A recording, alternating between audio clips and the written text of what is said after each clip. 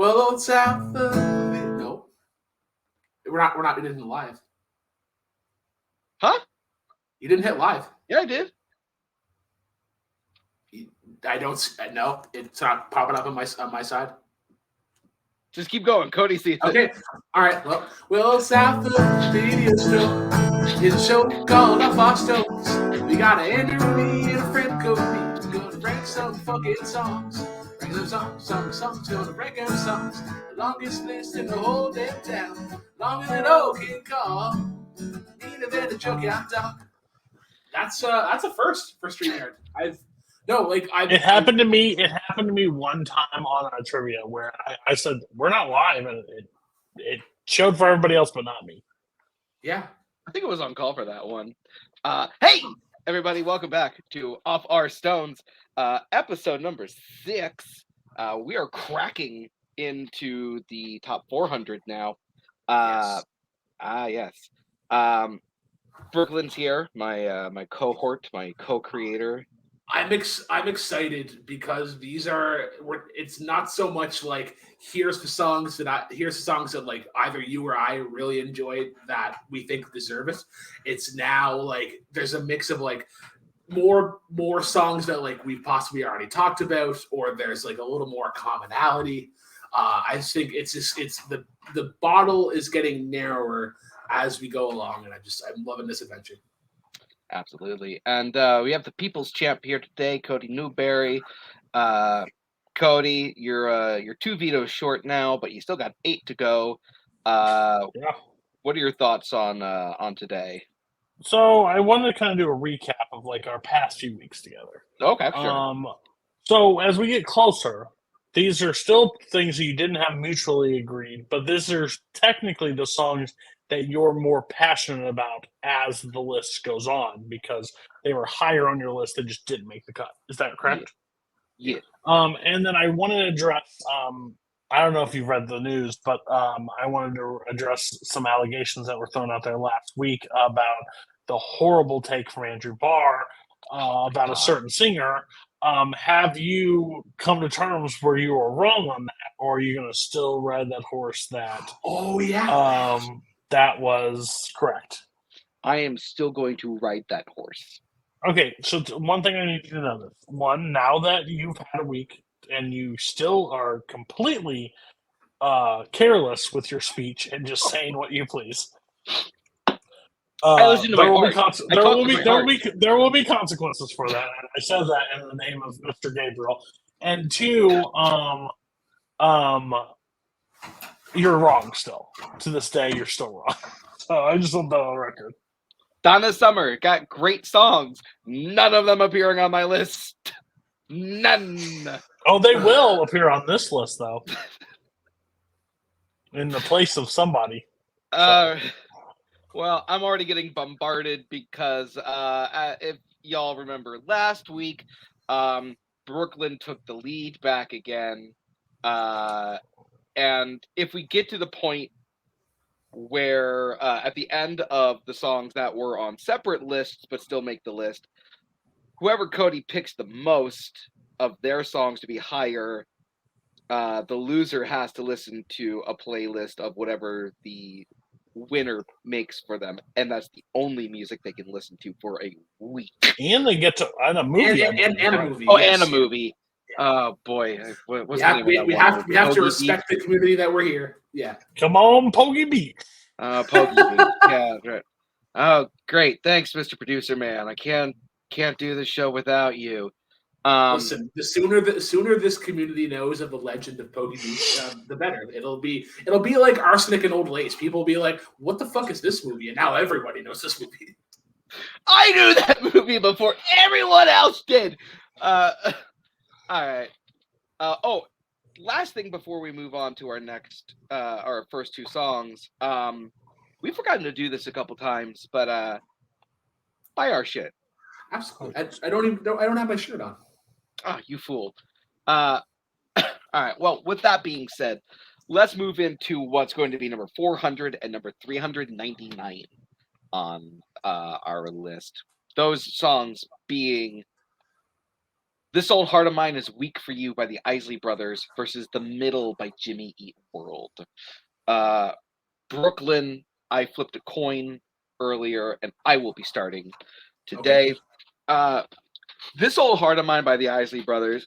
First of all, we need to finally acknowledge that the Isley Brothers is one of the greatest musical groups of all time. I feel like they kind of get left by the wayside when we talk about this subject. They're one of the greatest artists of all time. The amount of like groove and like soul and just like bounce that this song has, it's just so infectious. I didn't even listen to the song today, and I immediately hear the opening strings and just the smooth, like soulful vocals of "Ooh, this old heart of mine broke 1,000 times." It is just the bounciest, most awesome song about heartbreak. Essentially, the dichotomy there is perfect. It is a perfect song. Yeah, and then I have The Middle by Jimmy Eat World. When you think of like a 2000s college party, and obviously they use it a ton in movies, but like this is the song that is often playing in the background. Just the way that guitar lick intros you in, and then it feels like as like the bass kind of slides down, that's like you kind of in kind of an extreme sports analogy, that's you going into the half pipe and just riding with this song. Like one of the most catchiest choruses.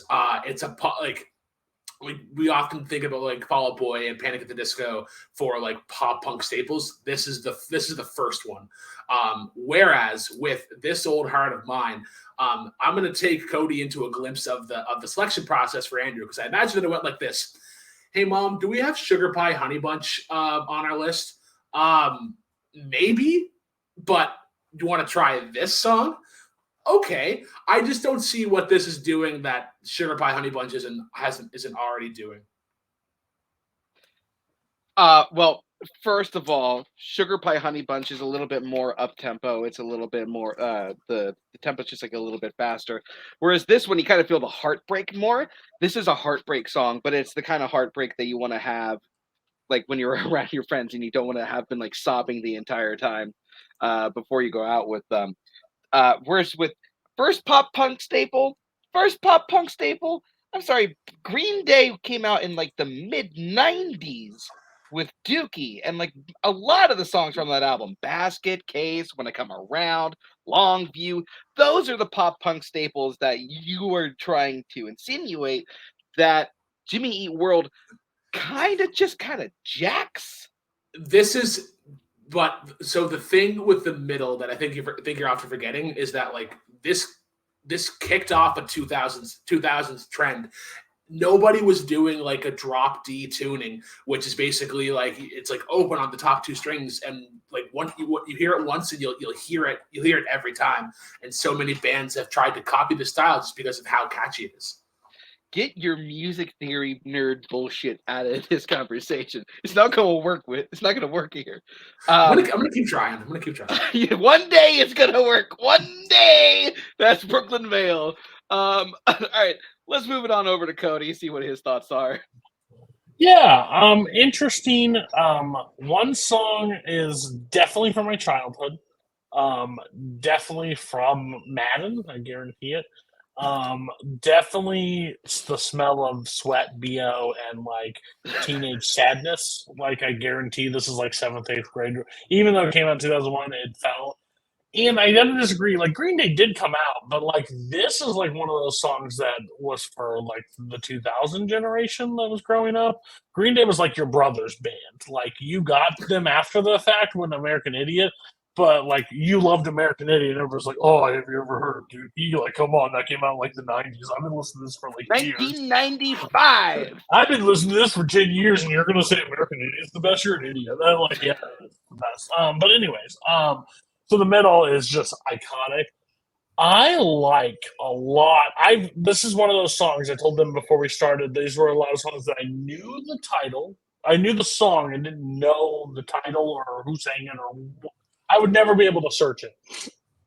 I like the like beginning of the song a lot more than I like the middle and stuff like of it. Like, Boo! Yeah. Boo! I didn't even try to do that. But I'm voting for the middle because nostalgia. Of course, I kind of figured that was coming. I just Yeah, want sorry. to. You might win me back. Maybe have better choices. We'll see. What if I put Donna Summer here instead? Would that fit? Would that do it for Great you? choice. All right. Well, let's move on to the next one then. So number 398 and 397 for our list are going to be one of these, both of these songs. "Beat It" by Michael Jackson. Not Johnny Cash. What the hell? "Beat It" by Michael Jackson. Beat It by Michael Jackson by Johnny Cash. By Johnny Cash. Yeah, Mr. Producer Man, you're drunk again. "Beat It" by Michael Jackson versus "Moondance" by Van Morrison. Brooklyn is going to be starting us off this time. Moondance hits the sleazy vibes for sure. Like you feel like you are in a jazz bar, and not necessarily Van Morrison, but somebody has a lit cigarette. And there's a bit of a haze in the room, and then you have those like opening lyrics of like it's a marvelous night for a moon dance. And I just think how all the different instruments kind of play with each other. Like you have like the piano and then the upright bass. The flute comes in for the chorus, and then that's like that light kind of natured instrument is perfect for whenever Van tries to go hard in the chorus and kind of give himself a little bit of flair in this delivery. There's also an incredible sax solo in this, but it's like this is sleazy to a T. Whereas with "Beat It" by Michael Jackson is just a rip roaring ride the entire time. Just Eddie Van Halen's guitar on this is just such an iconic guitar line because it hits you deep to the bone somehow. And then just Michael Jackson, this is one of the best songs that Michael Jackson has ever sounded on, like his control, his like vocal range. It is just really, really powerful. And it's mostly the power behind his vocals in this one.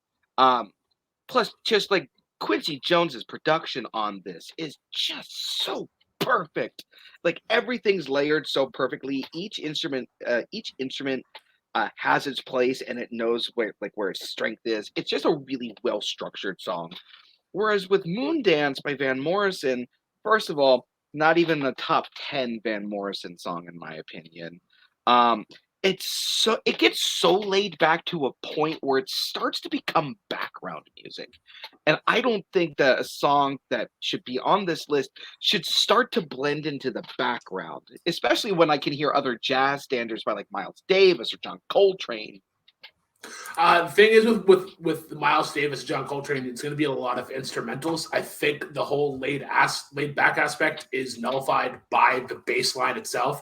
It just has that like quick little pickup, like the do do do do do do do do, and you can just kind of follow that. And like while everything else is meant to be kind of laid back, that's the thing that's kind of keeping the pace going with it. My thing with "Beat It" is, and I'll ask you this question: what makes this Eddie Van Halen guitar work better than what we had already talked about previously with "Hot for Teacher"? Because I believe "Hot for Teacher" is better lead work and better rhythm work still. I think it's a cool mashup, but I think Michael has done better, not only on Thriller, but on the rest of his discography. And yeah, and then Eddie is more talented elsewhere. Do some of the guitar from "Hot for Teacher" for me right now. Right, I can't. No, I thought. Oh, sorry. I thought you were asking to do it on the guitar, which objection, Your Honor. I think that's a little bit of meandering. You weren't asking me to scat us. You were asking me to play it on an instrument. You knew what I meant. Well, as my great grandfather used to say, let's see. Why are your great grandfather's hands so dirty? He needs to wash his hands. He's gonna get chlamydia. Let's just move on to Cody. I'm not sure how that's contracted, but okay.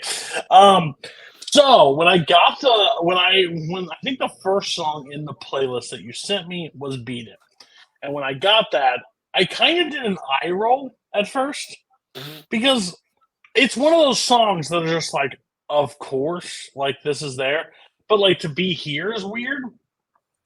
I hold like certain Michael songs and like the top echelon of all music. Like this isn't it.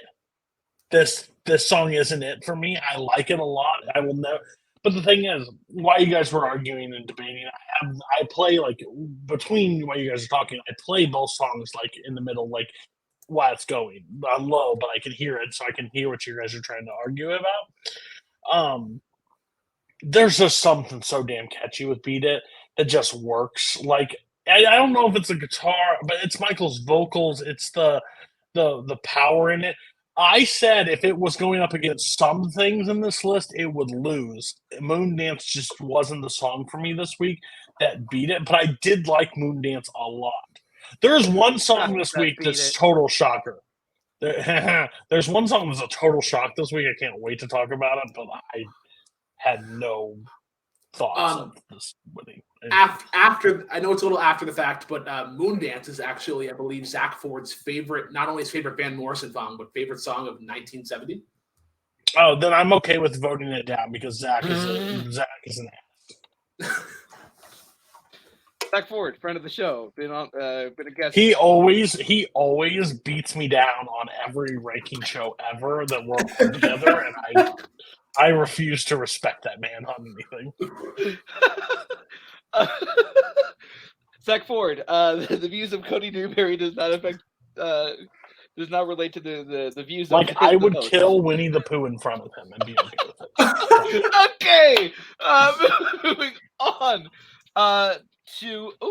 We forgot to put the number where I had it on my list, but Reflections by Diana Ross and the Supremes versus Da Do Ron Ron. He Walked Me Home by the Crystal. This is one of Diana Ross and the Supremes' more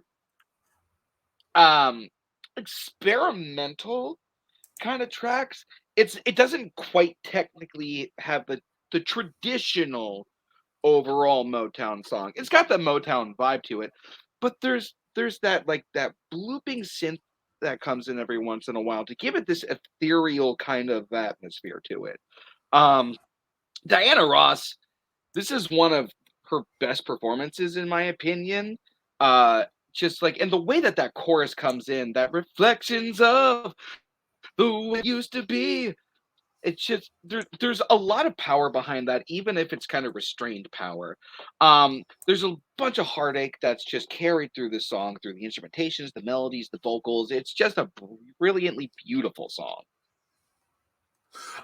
Yeah, so I've been critical on this series about wall of sound songs, and I believe that this is the best wall of sound song out there. I just love the uses of horns in this. I think the drum work in this is really good, especially when you get into like that pre-chorus and you just hear this like, I think it's the floor tom that's used, but you hear this like before they come in, and I think that's just an effective use of mixing.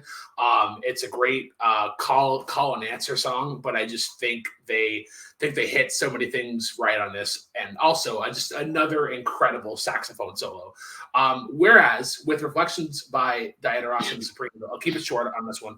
I think that the chorus and the verse are two separate ideas, and I think they're like tempo wise and I guess structurally wise, they're connected by the tambourine, and I just don't think that's enough. I think there's just other Diana Ross songs that we could be talking about. So I think the thing between the verses to the chorus is that the verses are doing more of a setup to the emotional release of the chorus, because even then it's not exactly talk singing, but it's like the melody of it is conversational enough that it just like gets you to listen to it more, and then it hits you with the emotional punch that is the chorus. Whereas with the Do Ron Ron, it hits 100 at the beginning and it doesn't let go, to the point where I'm kind of just like, okay, I get it. The wall of sound is a little bit too much in this one. It's just kind of an overwhelming piece. Okay, so what I'll say for the Do Ron Ron is when you say that it's like going 100 and then it kind of loses you there, I think I really believe that what is happening is that it starts at 100 and then it'll kind of dip down, and you'll hear them kind of fade in the verses. But then, like I was mentioning earlier, when you get into that pre-chorus and you hear that drum beat come in, and that brings it right back up. You're muted. Sorry, Mr. Producer Man told me I had to do something. Let's move over to Cody. Get his thoughts on this one. So some would say I'm honest. Some would say I'm too honest. Oh, I didn't God. like either one of these songs a lot. I didn't dig a lot.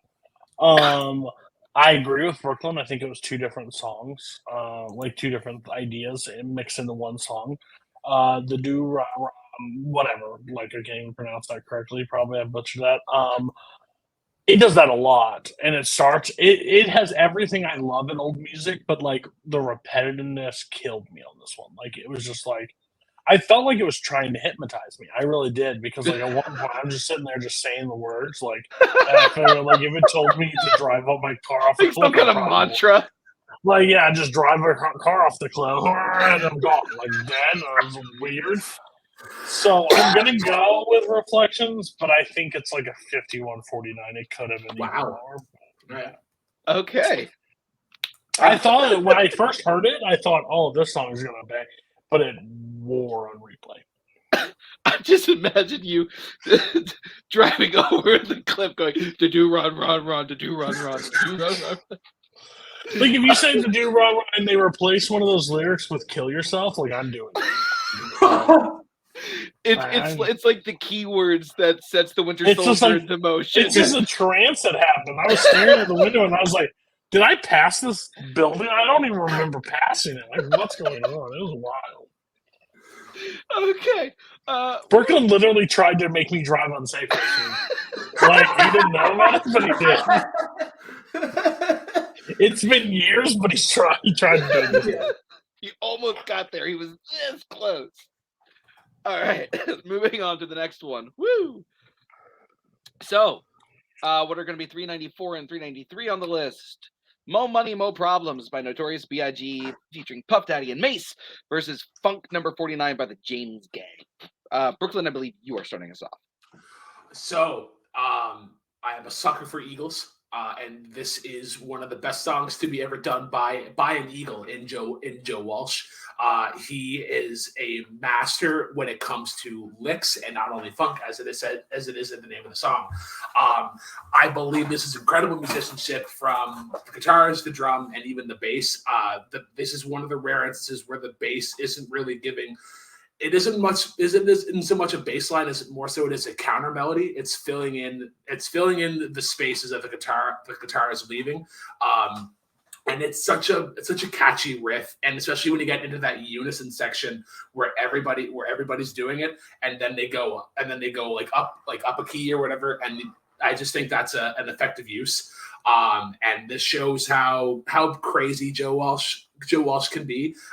Like that kind of like breakdown part that's like kind of a mixture of like Police and Led Zeppelin, where it's more so percussive than it is anything. But yeah, this is an unreal Shed song, and it's an even better cruising song. I'm gonna let Brooklyn explain what a Shed song is to our new viewers later. Mo Money, Mo Problems. One of Notorious B.I.G.'s last singles.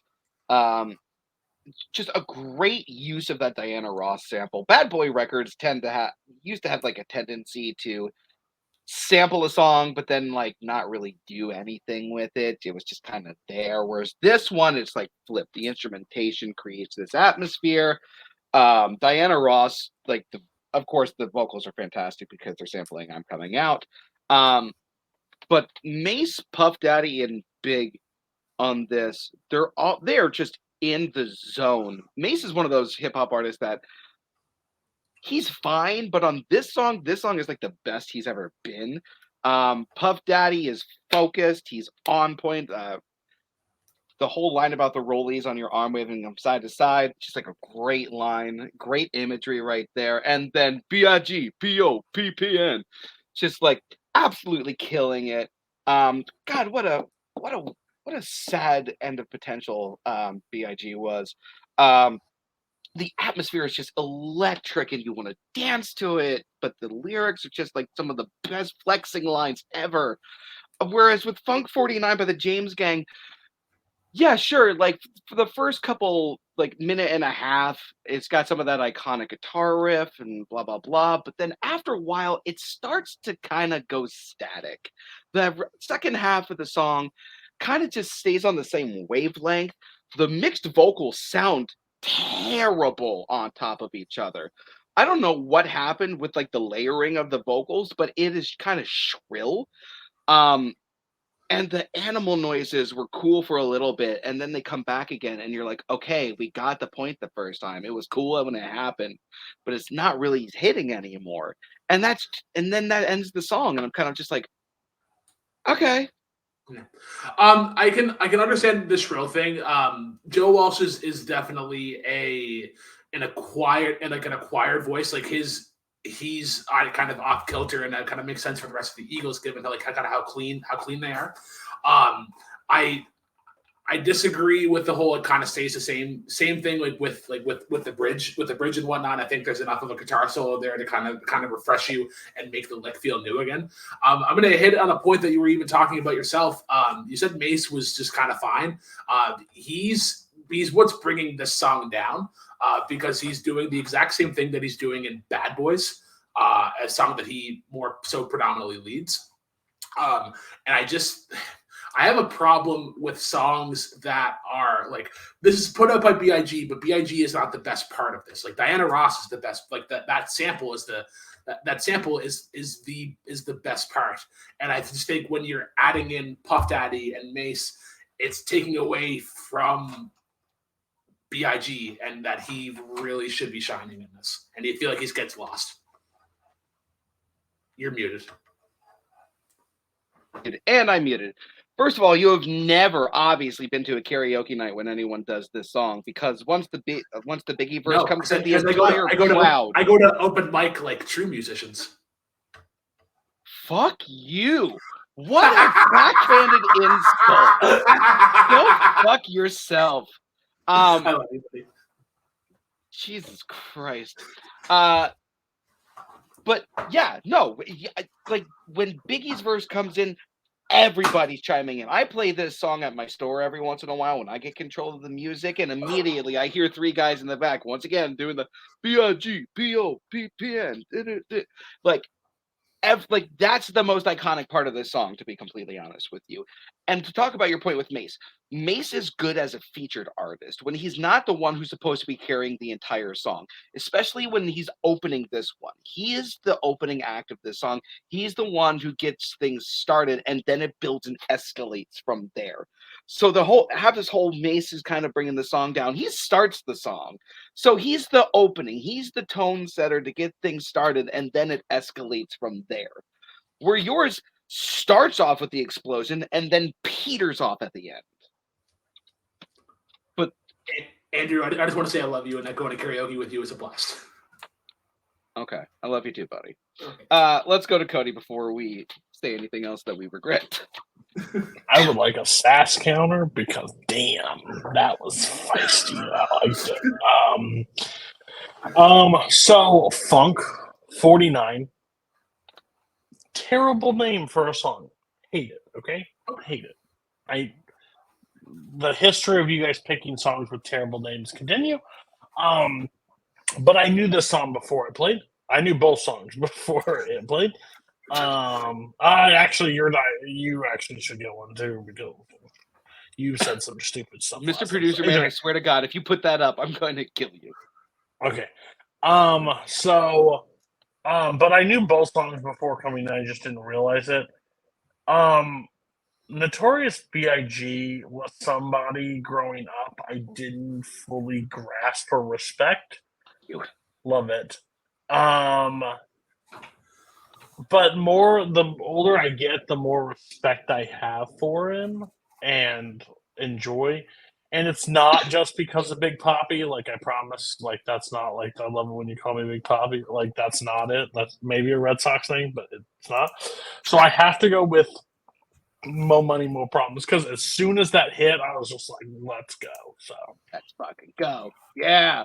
All right. So that means Funk was number 49 by the James Gang. I want to know who has this.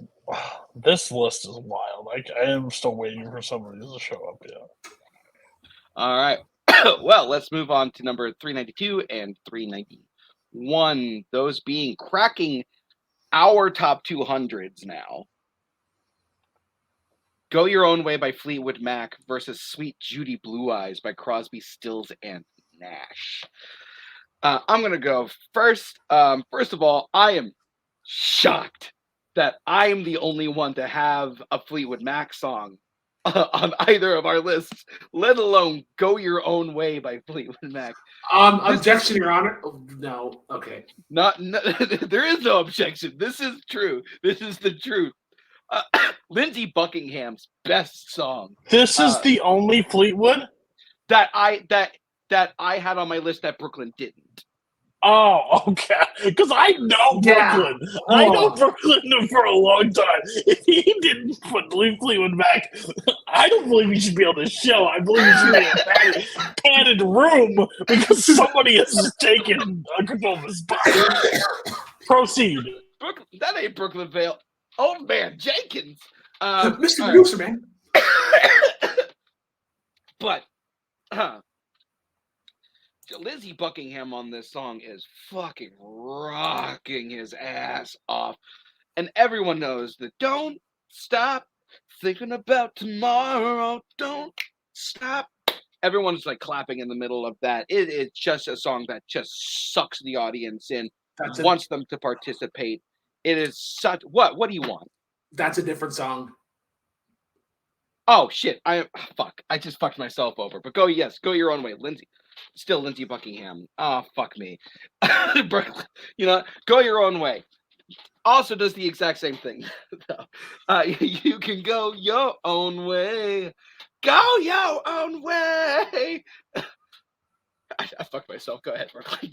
All right. So Sweet Judy Blue Eyes is one that I discovered from the list. And it stuck on with me. I think the guitar work, and I think guitar work is incredible in terms of acoustic guitar playing. I think this is like one of the best like intros and riffs. I just think how it kind of it begins the song, and then the bass comes in, and it kind of matches the octave of this. And then I think it's a really good job in terms of arranging, because you have the song open with harmony, like these 3-part harmonies. And then when it gets to the like really emotional part of the song, it'll cut to the one voice, and it's like often like I am lonely, or it's like these kind of like cries out for help. But I think just like another really good chorus of like, I am yours, you are mine, you are what you are, you make it hard.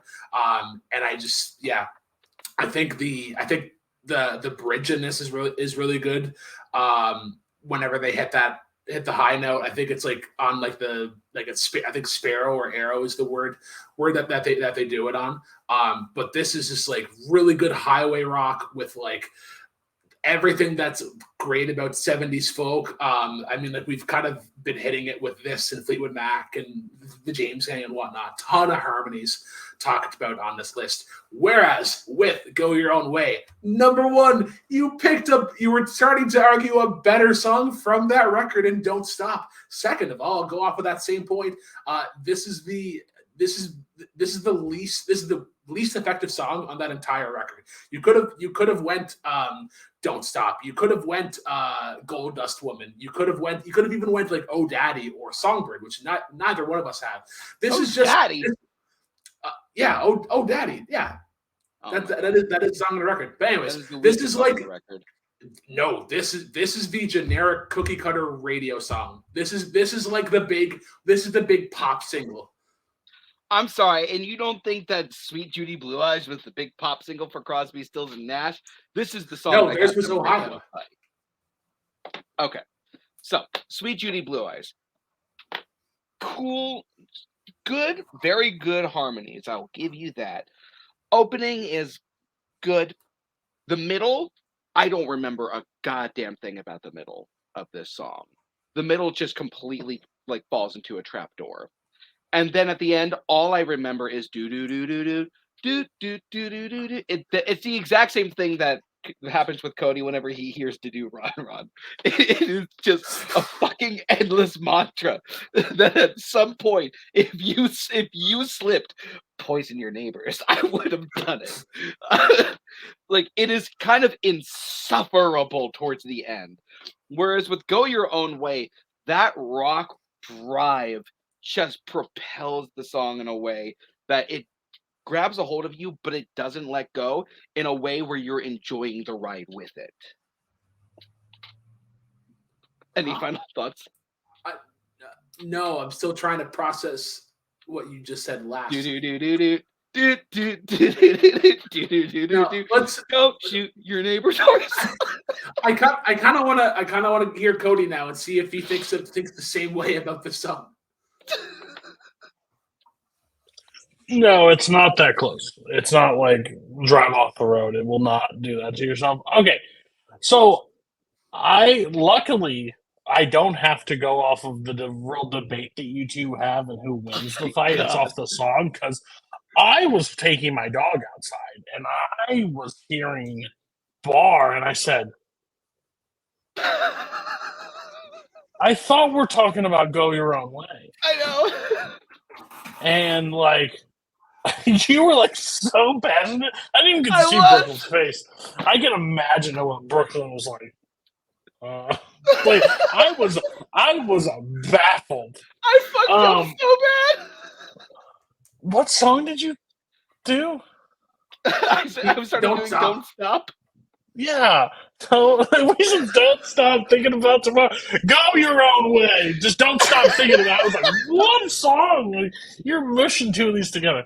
Again, I believe like what I owe credit for, like Brooklyn, I always joke with him about music, but like I was very in lane, never really looked at like rumors and like looked up like any of the stuff about it. Brooklyn's kind of the first person to ever like tell me about rumors, which is like the easiest job in the world to say, hey, by the way, there's this album called Rumors, go look at it. It's like the easiest. Like, you ever heard the Beatles? Like, okay, like, let me check it out. Because I heard a lot of Rumor songs over the years, but I didn't know personally. Rumors is the one thing that needs to be like a movie. Like that story, that entire thing needs to be a movie. But they will never like be able to make it like to like with the permission and the approval. Like they're the most like everyone's gonna have their own side of the story, and they're so like they have so much drama, but they're all like in time drama, and they won't let it out. So. That'd be a good one to do, similar to like Vantage Point, where you just have everybody's different perspective. Yeah, like an incident that happens, like 3 incidents, but you see everybody's like how they interpreted it. But yeah, interesting. Arguably one of the best albums of all time. I believe like you had multiple songs with this album, I think it's fine. It's just very hard going to get like this song. So I heard for the first time. I liked it. But I've been hearing Go Your Own Way for years now at this point, and I love that song. I think it's so good. And I like it better than the song that Bar tried to sell me on. Like, personally. Like, it's trying to say. I do, too. Okay, it's close, but, like, I like this one better. So, yeah. Okay. Sorry. Oh, God. It's actually Brooklyn's own fault, because he showed me Rumors, and here we are. Thank God these arguments don't actually matter, because I was like, if I had to take this argument, I'd have to like take him out back and shoot him because he lost. Like he literally mixed up an entire song, and Brooklyn just like continue. Can we go over to Fan Zone and then maybe I can actually like get a point in a match for the first time? Oh my God! Here's a shovel. I'll help you. Listen, I brought my own shovel. I'll help you dig. You should have just kept it going. You'd be like, yeah, that song's so good. Let's see if you caught it at all. Okay, enough of my own embarrassment. Oh, God, please, at least. All right, moving on to number 390 and 389. Head Over Heels by the Go-Go's versus You're Cheating Hard by Hank Williams. Wow. Okay. Didn't see this it one's coming from one angle, but I like it. Brooklyn is going to start us off this time. Thank God. It gives me time to research. So You're Cheating Hard by Hank Williams is fucking old time country at its purest. The big theme that's mentioned on the show is three chords and the truth, and it kind of hits. It kind of does that perfectly.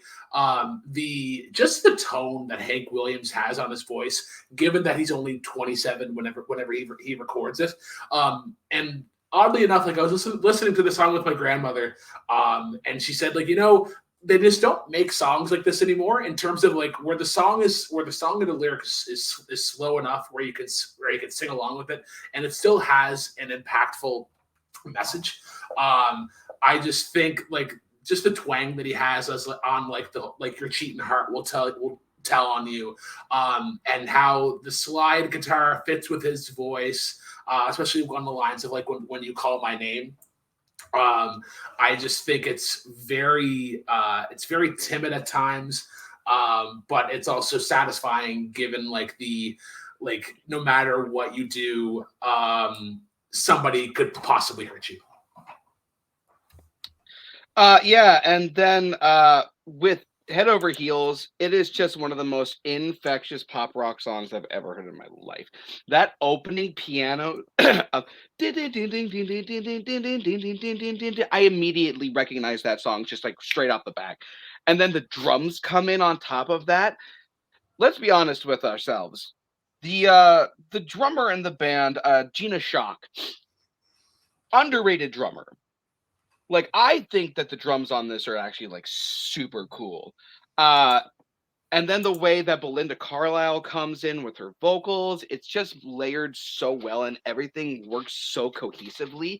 But it's also just, as I said, it's got that infectious, poppy, bubbly energy that is just so hard to deny the joy that you feel whenever you listen to this song. It is just a well-constructed, instantly catchy song, and especially the drum. I mean, the bass with Jane Whelan, that do like, and that bridge, just like perfectly pieced together.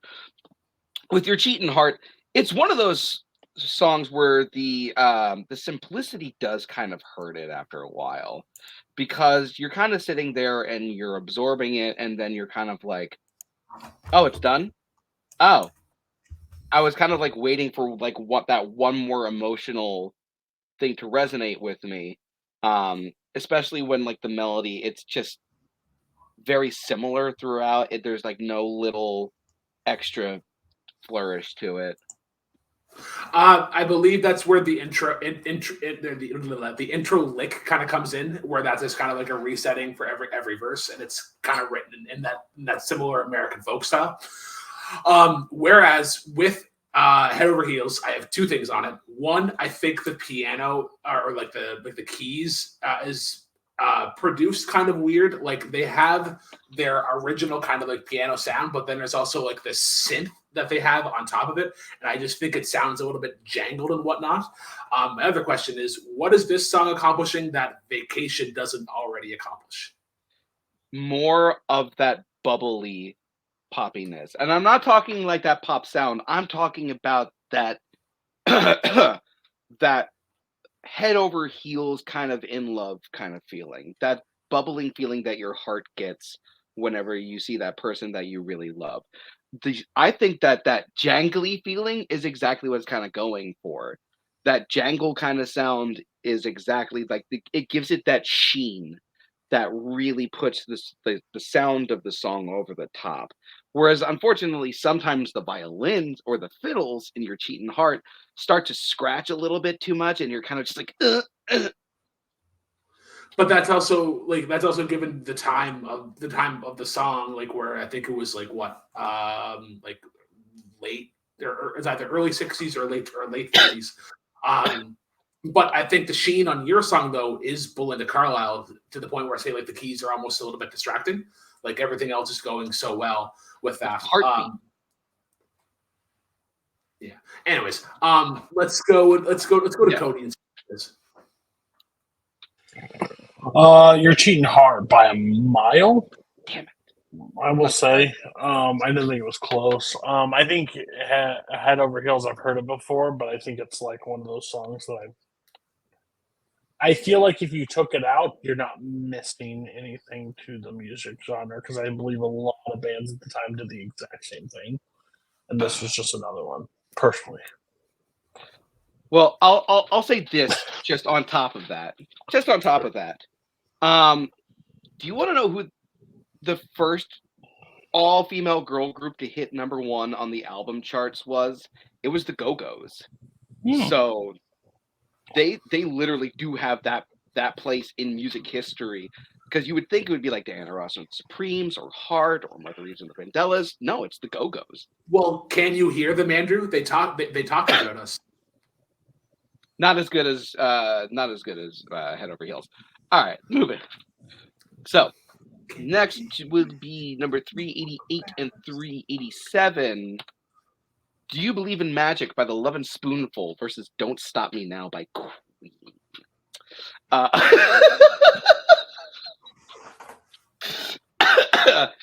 For our audio listeners, if you had seen Cody's face, I can't tell if that is pain or what. I believe it is a look of agony. Yeah. You might have to choose a child here. So I'm starting, right? Yeah. Okay. Do You Believe in Magic by the Lovin' Spoonful is a perfect pop song, in my opinion. John Sebastian's vocals on this just have a warmth to it that it's just comforting, but it's inviting, and it's still got like just enough like of that tone that has like this great pop sensibility to it. Tame Impala ripped this song the fuck off. I can't remember the name of the Tame Impala song, but every time that comes up, I think it's this song, because the opening guitars are the exact same. So this song is like super influential in that regard. But just the way that the production is so well mixed with that warmth, and it does kind of have that sing-songy tone that it's basically inviting everyone to sing along with it. And that chorus is just so fucking catchy. Yeah, it is a perfect pop song. Yeah. So with Don't Stop Me Now, I believe that this is a incredible example of Queen and their virtuosity, but also like, with the exception of Bohemian Rhapsody and its multiple acts, this is the best like Broadway style song that kind of keeps the same beat. Like, as embarrassing as it is, every time they got to the Don't Stop Me Now, I imagine Freddie just doing like a Don't Stop Me Now, I'm having such a good time. It just has that energy to it, and I believe that it stays true to Queen style, because Brian May still gets to have like this virtuoso kind of guitar solo throughout the end, and then you get like this kind of this whelp and this cry from Freddie, and it's like, and the world's turning inside out, floating around in ecstasy, and then you have the rest of the band. Stop me now, do do do do do do, don't stop me. I just think there's a really nice attention to detail in terms of letting things breathe, and then really giving time to kind of ramp up and whatnot. What I will say about Do You Imagine by the Lovin' Spoonfuls, a perfect pop song is a fucking yikes take and a half. I think the guitar work on this is a little bit dirty and whatnot.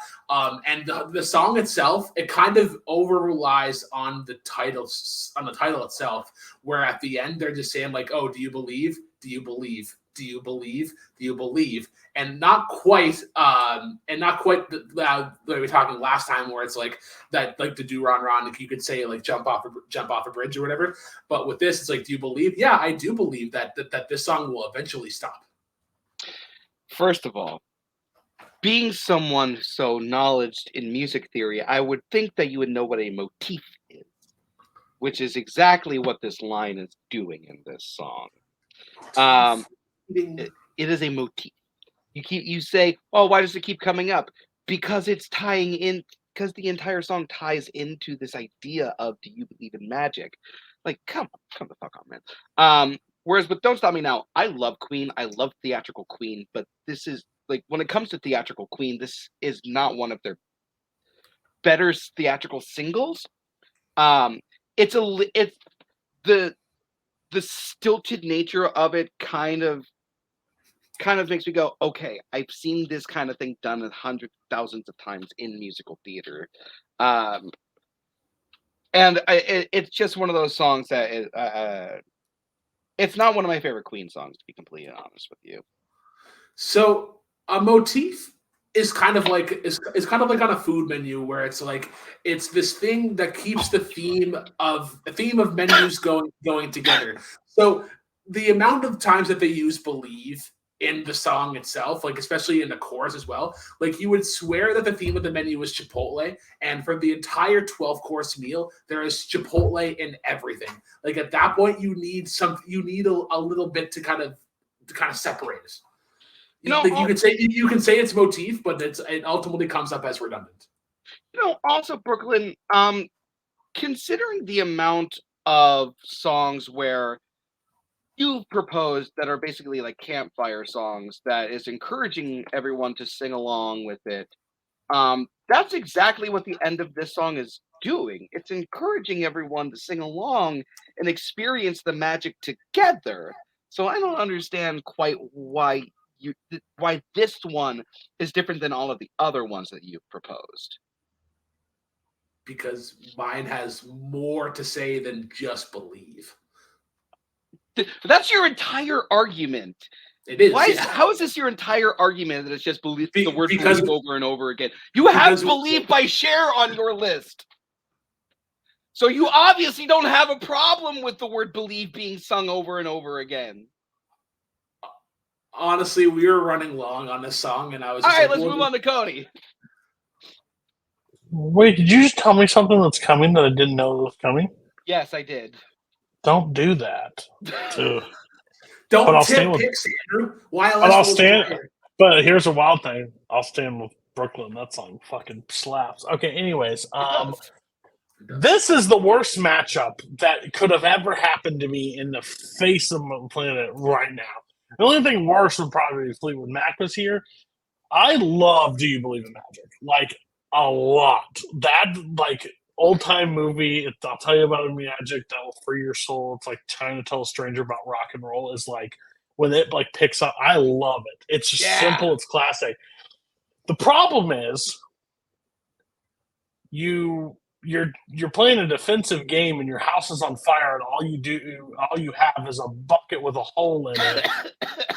And that thing that caused fire was "Don't Stop Me Now," which is arguably Queen's second best song ever done, like one top 3, 4, and you're sitting there just trying to like spray water, like, I don't like it. It's redundant. I've seen it in music. Bitch, you ain't seen this in musical theater when "Don't Stop Me Now" came out. "Don't Stop Me Now," they made this from a future musical to rip off and take. When I hear, could they call me Mr. Fahrenheit? Like, let's go. Like, this song is, Bohemian Rhapsody gets a lot of credit, and it deserves a lot of credit, but come on. This song does so much, and it's such a banger. This being this low, I almost vetoed it to let it come back later and put it in. Put another song in this place just to put it at the end because this song is great. I mean, I have it top 200. I think that's a pretty, that's fine. Yeah. Depending on what your music taste is, but I think arguably you could poll like random 200 people and say who say, like, they might not know this is unless they hear it, they may not pull up in conversation, and it's crazy because I think "Fat Bottom Girls," another one, "Bites the Dust," like that is bigger, like on a general scale, than "Don't Stop Me Now." But "Don't Stop Me Now" is way better than all of that. Come on, so yeah, I'm not gonna lie. I'm not gonna lie. When I saw the matchup, I was like, and we're just gonna mark this off ahead of time. And I'm telling you, most things on the rest of this list, if it was going up against "Do You Believe in Magic," would have been a slam dunk. "Do You Believe in Magic?" All right. Well, I'm glad songs. To hear that. I'm glad to hear that. Both great songs. Cool. All right. Let's move on to numbers 386 and 385. "The Pretender" by Foo Fighters versus "Wild World" by Yusuf/Cat Stevens. I would have never guessed who picked what. This I almost predicted this being a matchup, but I did not. I had roles reversed. So play on. Brooklyn, I think, starts us off this time. Yeah, so this is a fucking beautiful song. When you think about the guitar work and the piano, and then like the chorus is just so catchy and like, ooh baby, it's a wild world. And then whenever he comes down on the guitar, like the and it's hard to get back just upon a smile. And then you have that little like riff in between where it comes up a little bit, but then he kind of goes right back into it. And then you get into the lyrics of it, and this is like a fucking unreal breakup song. Especially when you get to like, now that I've lost everything to you, you want to say you start something new, and it's breaking my heart that you're leaving. Maybe I'm grieving, and it just like it gets that initial shock, but when it gets into the chorus, it's kind of like it's nice and refreshing to be like, oh well, like there is so much to explore, and that it's hard to get going with just like this kind of fakeness or trying to pretend that things are okay. So I think it's kind of like what Here Comes the Sun is, but in more of like a self-reflecting, like you're going to be okay. Whereas with The Pretender by Foo Fighters, this I would say is the Foo Fighters' best song. That opening just really sets this like dark atmospheric tone that's just kind of like creepy and but like in its subtlety, it's really edgy still and dark. And then it punches you in the face with the kick drum and like the guitar, and then Dave Grohl comes in. Oh boy, does Dave Grohl come in with so much fucking power. Send in your skeletons, see as their bones come marching in again. Just setting like this fantastic imagery with the lyrics of this song. It is an angry, energetic rock piece that is just shakes you to your bones with how much power and rock is going on in this song. Whereas with Wild World by Cat Stevens, I am so glad that you brought up the fact that this is about a relationship. I am glad this girl is leaving because he sounds like the most manipulative son of a bitch throughout the rest of these. You got the first half of the first verse. Let me read you the second half of that first verse. The baby I'm grieving. But if you want to leave, take good care. Oh, hope you have a lot of nice things to wear. But then a lot of nice things turn bad out there. It is a manipulative as fuck song where he's like, all right, no, I'm glad. No, don't worry. I'm heartbroken that you're leaving. I hope you all the best. I want like good things to happen to you. But the world is dark and scary out there. So if you want to stay here, then like you can stay with me because that would probably be the smart thing to do. I don't believe that's what he's trying to say. I believe what he's trying to say is, I think that's him admitting the end of the relationship, because that started out unreal. Like there was a love there, and now that love is gone, and you have to accept it. Now, audience, I know what you're saying. Brooklyn, you're a Foo Fighters fan. How do you not have this song? Well, I do agree with you, audience, that this is the song that kind of brought Foo Fighters back into the limelight, especially after like where the Color and the Shape kind of really put them out there with like Monkey Wrench and whatnot. This is not the best song on Echo Silence, Patience and Grace. If you want the best song on that album, you want to go to Let It Die or Stranger Things Have Happened. The work that you say that Dave Grohl is putting in, that is more so Taylor Hawkins and Chris Shiflett, and their chugging guitar work and their drum work. Also, this song is done better stylistically in another opening track on this from a different record, in Bridge Burning from Wasting Light, and then also in terms of just an opening track from a record, Making a Fire supersedes this in any way, shape, or form. This was on my list for a second, but it ultimately got replaced by Bridge Burning, and even Bridge Burning didn't make my list. You're muted. Son of a bitch!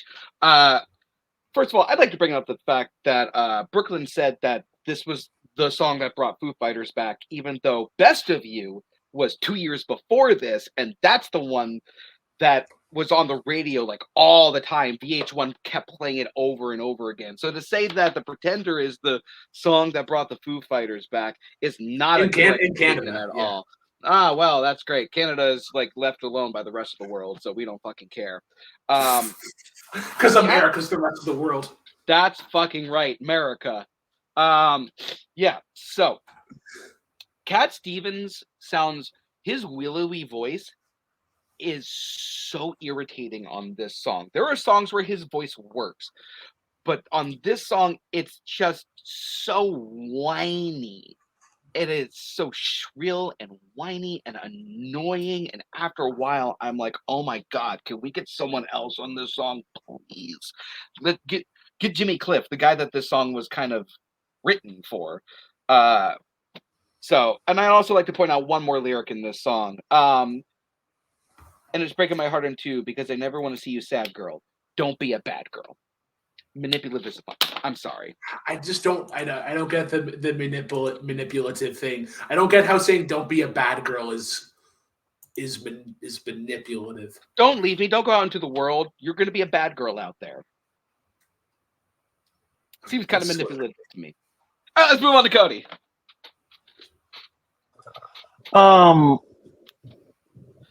Okay. I have a story. This may be on the list later. I'm not sure. I don't know the list ahead of time. But my family did a very big disservice for me the longest time. Do you know the song "Cats in the Cradle"? Yes, by Harry Chaplin. Yeah. My grandmother and mother told me for years. Cat Stevens did that song. You know what? I fell victim to that as well. I once went to trivia night at college and answered Cat Stevens, and they told me I was wrong. I about flipped the table because I believe they were wrong, and then I proceeded to yell at my family because they lied to me for years. Cat Stevens wrote "Cat in the Cradle" and sang it, and made me love Cat Stevens based on that because I loved his voice, and that wasn't him. I've never been a big Foo Fighters fan. I just say I'm not. I think they're good. I don't think they're like my go-to. Wild World fucking slaps. Wild World is a slam dunk pick. I've listened to this like on repeat before because I love it. And I don't believe it is manipulative. I understand where you can get that impression. And honestly, men, don't be manipulative. But I'm saying he's basically saying the fact that, like, listen, leave, take good care. Hope you meet a lot of good friends out there. But at the end of the time, things do get bad. It's not always greener on the other side. If you think this relationship sucks, like, it may be better here than it is in your next one. So, yeah, but overall. Okay. You did the takedown, though, because you did say the song 2 years prior. I think that is a correct statement. So. Mm-hmm. Because I remember like seeing the music video on VH1 like every hour. So. We didn't have VH1, okay? We had much more music and much music. more like much worse. Well, we didn't have VH1 for very long. It became Rock of Love and Flavor of Love real fast. Don't forget, I Love New York. Yeah, well, that was after Flavor Flav, but yes, it disappeared. The cream in the Oreo. Yeah. All right, let's move on. God damn it, I was so ahead of Brooklyn, and I just came fucking barreling back. All right, so 384 and 383. This is gonna be. Oh no, I think I know what's happening now. Fantasy by Earth, Wind, and Fire versus Mole River Shuffle by the Rankin family. The Rankin family. Rankin, yeah. I'm starting us off with this one. Fantasy by Earth, Wind, and Fire is one of the smoothest fucking songs you will ever listen to. It's got that great fucking groove from that guitar lick that just soothes you and takes you in the entire time. And then the voices of Earth, Wind, and Fire just come in, and it just creates this incredible atmosphere, this world, this mystical, magical place called Fantasy. And it is just a trip of a song. The falsettos in this are goddamn amazing. It's just lyrically, it is just a vivid image that they create with the lyrics. Yeah, it's just so impressive in its funk and its smooth soul. It is a trip. So the Mull River Shuffle is another glimpse into Canadiana. The Rankin Family is an East Coast band from Cape Breton Island, and they do Celtic folk. And this is still a bar staple. Like, this has to be played on Friday and Saturday nights because it is basically a kitchen party. There is fiddle, there is piano in this, and it is great. Jimmy Rankin, it does a really good intro of this. It's like kind of doomy, gloomy. Like, picture this: it's 50 years ago, and you're hearing about Johnny McMaster's place, and then like you get to the parts like, well, they're getting all fired up for the dance. Ladies and gentlemen, I give you, and they just whispers, the Mull River Shuffle. And then you hear the piano come in, and you hear kind of the snapping, and you feel the beat sort of pick up. And then the way that it fucking ends, I'll go home, full of the devil and full of the rum. I'll go home, we'll all go home in the morning. And just how it repeats that. And the rest of the harmony that the entire family has, I think they're one of the greatest families in terms of vocal. I just think it's a rip roaring song that needs to be discovered by the rest of the community. Whereas with Fantasy by Earth, Wind and Fire, I agree that it's smooth, but in terms of Earth, Wind and Fire standards, it's pretty safe. Like, you think about another song that we'll be talking about much later. Think about like how dynamic the horns are and how dynamic the vocals are. Where like I'm just kind of missing that vibe with it. It's cool, but if I want, like, there are other songs that are kind of safer that I would rather go to because they fit the more dynamic style. So Fantasy is supposed to be kind of sexy. That's the tone of the song. Whereas opposed to that other song you're talking about, which the tone is party. Like, it's a different tone than what you're trying to enforce on Earth, Wind and Fire. Earth, Wind and Fire is not just like a party funk group. They did like these also like smooth, sexy, soulful songs as well. Whereas with, first of all, I have never been more skeeved out than hearing Brooklyn Vale go, the Mull River Shuffle. I have never been more skeeved out in my life. Also, I'm sorry, Celtic music, speaking as someone who has like whose family is like from Ireland and Scotland, Careful and what you're gonna say here. A lot of it sounds the same as each other. And it's all like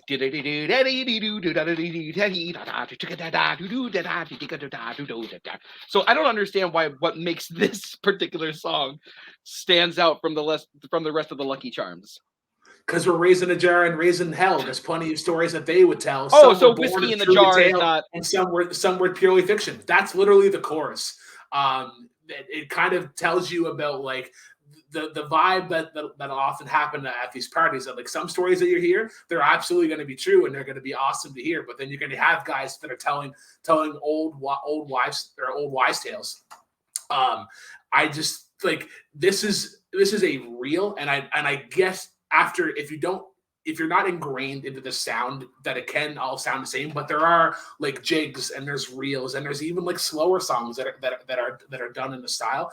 I just believe that this is the example of an East Coast kitchen party that needs to be on here. I mean, like Whiskey in the Jar also exists, so like the whole like pouring. But Whiskey in the Jar is an entirely different vibe. That's just a guitar. And it's like that's more Irish than it is like anything. Like there's like not all Celtic music is super Irish, and like again, there's an Atlantic kind of feel that comes with this. I don't know. I just don't see what makes it differentiate. But let's go to Cody, see if he disagrees with me. Dude, Mull River Shuffle fucking slaps. Like, Oh, let's I knew fucking go. I Like, knew he was about to pick that one. I had to hit replay a few times on that because something took over my body. Like, that's some fun shit. And you're right. You're 100% right. A lot of like Celtic, like the Ireland, like music sounds very similar, but that's why I fucking love it. You can change the lyrics, but that same tone just going through it. That's why, like, as somebody that never used to like soccer, but I've watched like more Premier Leagues and stuff, and it's not Ireland, it's more England, but like the way they sing and they'll chant and like get excited, I could imagine being in a bar and this song plays. It's gotta be crazy if like at least 60% of the bar knows this song. Like, it's gotta be just a damn good time. There was like a viral video that went a long time ago where this woman sounded like a wedding and was like did like the repeating of like this phrase that kept going and it got bigger and bigger and bigger and bigger and everybody was going losing nuts and she was Irish and I was like I want to be fucking right next to that, not knowing what the fuck's going on, but I want to be in this room. That's the entire time hearing this song. Like the bar that I work at is a 3-story bar, and like the dance floor is on the top floor, and when you're down in the middle, like doing something or whatever, you can feel the stomping that is going on. Because people are just throwing themselves around. Let's fucking go. I would like to apologize to everyone that listens to Celtic music. I love Celtic Storm and Celtic Angels. So, not only Celtic music, but anybody that listens to the Saturday Night Hoedown Saturday nights on CFCY, where this is played every fucking weekend. Okay? You said some disrespectful shit. I'm gonna be honest with you. I don't want to listen to fucking like bare naked ladies only for a week straight. Okay, man, if you were listening to just bare naked ladies, that'd be being pretty nice. Moving on. The final. Oh shit. Final songs. Oh god damn it. Okay. Number 382 and 381. Somebody to Love by Jefferson Airplane versus Help by the Beatles. Brooklyn is starting us off. Oh, now my life has changed in so many ways. My independence seems to vanish through the haze. And now these days, it seems I'm not so insecure. I know that I've changed my life better than before, I believe is the rest of the verse. I just think this is one of John Lennon's greatest songs, greatest writings of songs. The guitar work in this is great, and just kind of the kind of the scream that it kind of gives. How the drum work kind of matches it, matches the guitar beat, where it kind of emphasizes that going forward, especially when you get to like the "Help Me If You Can, I'm Feeling Down," because I do appreciate you being around. And then that's the time where they kind of add in the harmony, and I just think that it carries so much energy throughout it, and then it comes to like. They could have cut it to a complete halt and just ended on the beat, but then it still has the time to kind of gracefully end and like the "Help Me," and then you have it kind of like you get these little like oohs throughout it and whatnot. I know the Beatles come up quite a bit on this list, but I think this is one that needs to stay, especially when you're trying to capture the early era of the Beatles. Somebody to Love by Jefferson Airplane has some of the most vicious venom I've ever heard in a song. It has a really sneering sarcasm that is just absolutely just like, ooh, it puts you on edge. Grace Slick is the opening of this song, and just the moment that she starts with "When the Truth Is Found," and it's like the instrumentation all comes crashing in after her. Holy God, what an amazing start to a song.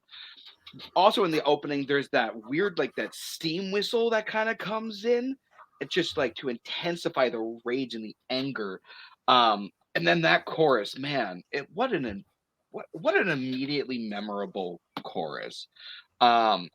Where it's just, don't you want somebody to love? Oh, don't you need somebody to love? Oh, you better find somebody to love because fuck you. Yeah, it is a fantastic breakup song. that just like has stood the test of time. There's a reason that this song keeps getting used over and over and over again in things like The Cable Guy. Whereas with Help by the Beatles, it's another skiffle band song by them, and they have a lot of those. With like We Can Work It Out, Ticket to Ride, even on this same exact album. It's kind of a song that, when placed along the other like pantheon of Beatles songs, it does kind of start to get lost in the shuffle, and I don't understand why this particular Beatles song has what this particular one has that other ones don't.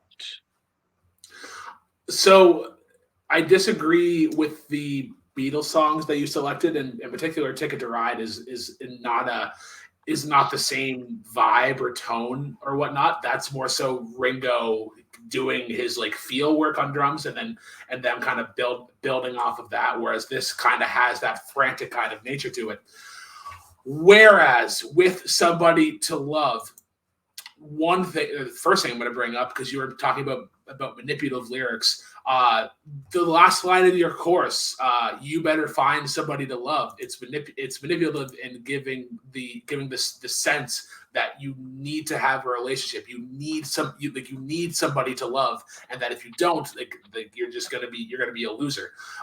Also with Grace Slick, I just think that her voice is too similar to Janis Joplin, and Janis Joplin is going to have a couple of fucking bangers on here, and I just think that there's room for one Jefferson Airplane song, and this is not it. Whoa, hold on. I need to know more about how you think Grace Slick and Janis Joplin sound so alike. I need to know more about this, because Janis was a lot more bluesy and scratchy, whereas with Grace Slick, it is like hard garage rock. I do not understand where you kind of like get the sound of, oh, they sound similar. When you get into, let's see the lyrics here. No, we're not talking about the lyrics. I'm talking about I'm talking about like in the song, like where like what she's singing, and the kind of the choice that she makes, and it's like, well, even the opening lyrics, I'm like, and all the joy, and like within you dies. I just think that she is going for a similar range that Janis has. Sure, Janis is going to be a little bit more bluesy, but when you think about like another little piece of my heart, it's doing like the chorus and the chorus and this are not too far off than you think. I am so befuddled as to what the fuck you are saying right now. All right. And to go off about you trying to pull the manipulative card, she's making fun of that point. She's not saying it in a way that she's trying to trick him. She's teasing him. She's taunting him. She's not trying to manipulate him to come back. Because it's fine for women to tease, but if Yusuf Cat Stevens tries to do it, it's he's like oh my god. Okay, you know what? Let's just move on to Cody, because I'm about to start screaming.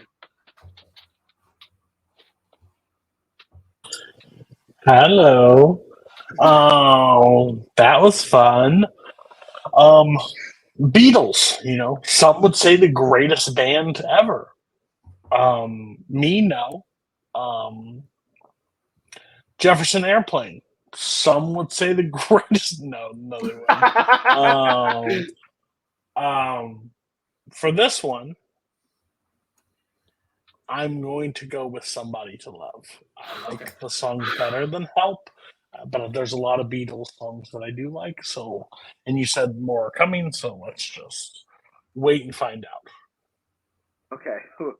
Oh boy, thank God. All right. So... Didn't want to go down another number? No, I didn't want to go down another number. I really didn't, because this way we're at least tied for this episode. So I'm still only down one. All right. Oh no, wait, no. If you're tied for this episode, then I'd still be up 2. Wait, That's what? true. because it was 26-24 at the start. Right. So And if you're tied for this what episode, yeah, you know what I meant, but like by one. you just song. want to at least keep the disadvantage where it is, not Note- get bigger. Gotcha. Yes. Okay. Note to self: when golfing. Is there with one more Andrew, song? Make sure that I. No, keep that's it for this episode. Oh, that's fun for them. Okay, that's what I thought. Yeah, Okay. so let's go over the list real quick before we move on. Number 400, This Old Heart of Mine Is Weak for You by the Isley Brothers. The Middle by Jimmy Eat World. Moon Dance by Van Morrison. Beat It by Michael Jackson. I don't want to say it because I don't want to trigger some kind of sleeper agent thing in Cody. By the Crystals. Reflections Good by choice. Diana Ross and the Supremes. Funk number 41 by James Gang. Mo Money, Mo Problems by Notorious B.I.G., Puff Daddy, and Mace. Sweet Judy Blue Eyes by Crosby, Stills, and Nash. Go Your Own Way, or as I would call it, Don't Stop by Fleetwood Mac. Head Over Heels by the Go-Go's. Your Cheatin' Heart by Hank Williams. Do You Believe in Magic by the Lovin' Spoonful. Don't Stop Me Now by Queen. The Pretender by Foo Fighters. Wild World by Yusuf / Cat Stevens. Fantasy by Earth, Wind, and Fire, Mole River Shuffle by the Rainkin Family, Help by the Beatles, and Somebody to Love by Jefferson Airplane. All right, so that would be 29-31, still in Brooklyn's favor at this point. So, Cody, Yes. before we end the episode, you have gotten the playlist for next week's episode ahead of time. Yes. Any first thoughts? First thoughts. Again, I had to do double duty and listen to both, but what I will say, I do believe this week was better, which is interesting. This week was better. Yeah, I do like some songs. I definitely do. But I believe, I mean, Don't Stop Me Now was here. Like, that would be very high. I made a list, so. Fair. But I think it's going to be close. I think it's a really good mix of a bunch of things that are different. Like, this one seemed like it's kept a through line almost. This one seems like the matchups could be wild next episode. They really could be wild next episode, not going to lie. Yeah. So we've gone a little bit long on this episode, but I think we were really having a good time with this one. Yeah. We were having a good time. Oh, fucking hell! We brought in Assassin. Having a good time. Have a rocket ship on my way to Mars. Collision course. All right, with that being said, this has been Off Our Stones via the video store. That is Cody Newberry. That is Brooklyn Vale. I am Andrew James Barr. And keep rocking. Don't listen to that song by the Crystals. You'll drive unsafe.